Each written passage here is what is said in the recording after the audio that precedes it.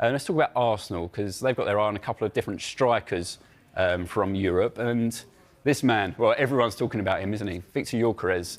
Could he be coming to the Emirates Stadium, do you think, this summer? Quite possibly. There's been a number of reports that Arteta favours Benjamin Sesko, who Pete will talk about in just a few minutes' time. Andrea Berta, Arsenal's new sporting director, supposedly favours Victor Gyokeres. Now, Andrea Berta has a reputation for bringing in tall, physical strikers into his previous club, Atletico Madrid. Diego Costa, Alexander Sorloth last summer, which is a transfer that's worked out really effectively. And it's no surprise that Arsenal and a number of clubs are looking at Victor Gyokeres. There's a rumoured release clause of around £65 million, maybe just over. But Victor Gyokeres' career has really taken off in the last few years after a slow start. And it is worth bearing in mind that at 26, he is a relatively late bloomer, but was on loan at Swansea, just one goal in 2021. But look, as soon as he got to Coventry, one season on loan there, and then really exploded. This campaign helped Coventry to the playoff final, where they lost to Luton on penalties. But since going to Sporting, 43 goals last season,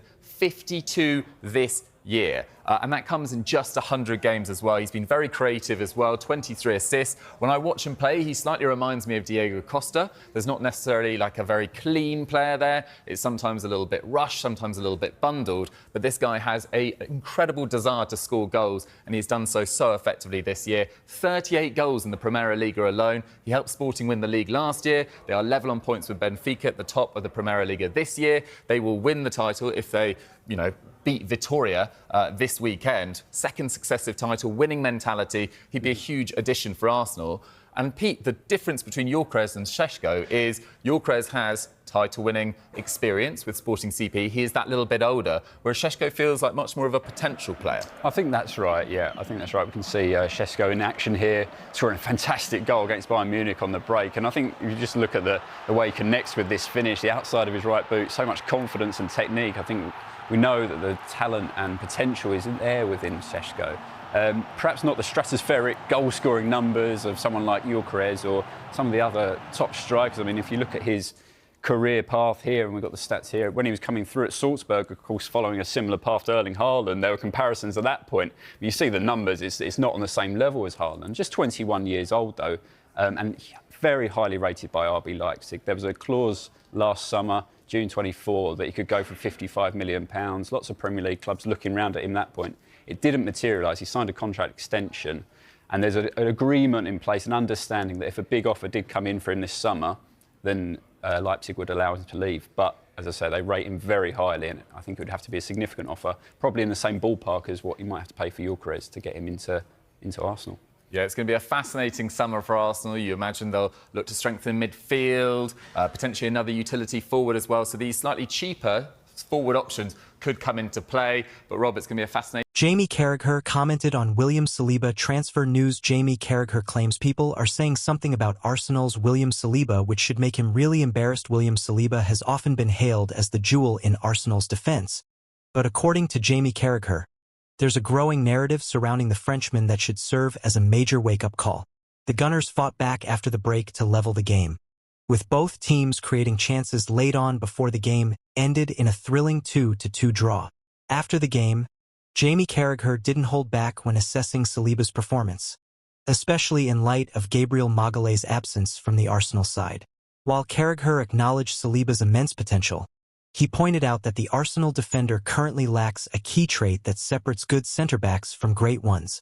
Brutally honest comparison to legends like Tony Adams and Virgil van Dijk, Carragher made it clear what Saliba must add to his game before he risks being labelled a player who can't lead his defence.